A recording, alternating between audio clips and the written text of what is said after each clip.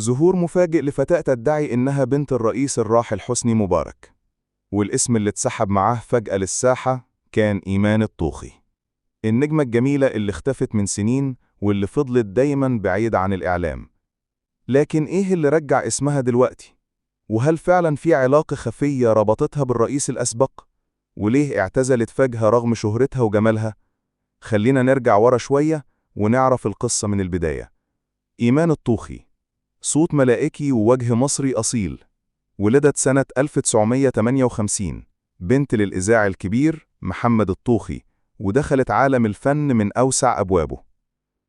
قدمت أعمال غنائية وتمثيلية مميزة زي رأفت الهجان، بوابة الحلواني، وناس. لكن النجاح الكبير كان دايما بيتبعه همس وكلام كتير حوالين حياتها الشخصية. وفي فترة التسعينات بدأت تطلع إشاعات عن وجود علاقة خاصة بينها وبين الرئيس الراحل حسني مبارك. البعض قال إنها اتجوزته في السر، والبعض التاني قال إن الأجهزة الأمنية كانت بتراقبها. لكن إيمان نفسها طلعت أكتر من مرة ونفت كل ده، وقالت بالحرف: لم أتزوج حسني مبارك، وكل ما يقال مجرد شائعات سخيفة.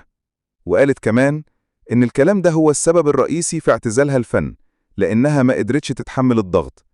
اللي حصل كان تشويه لسمعتي، وأنا قررت أنسحب بهدوء وأعيش حياتي بعيد عن الأضواء.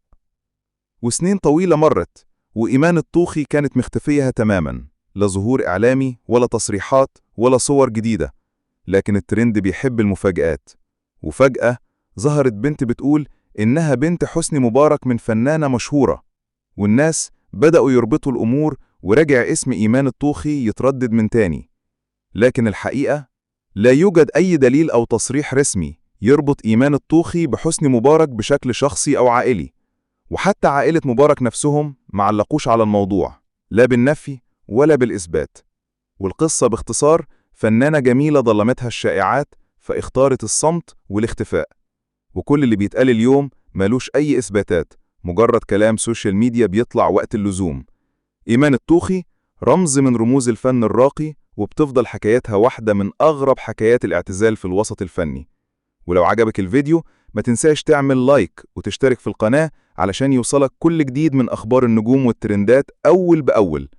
احنا معاكم دايما في أخبار النهاردة، بنرصد، بنحلل، وبنقول الحقيقة. استنونا في فيديو جديد، وسلام.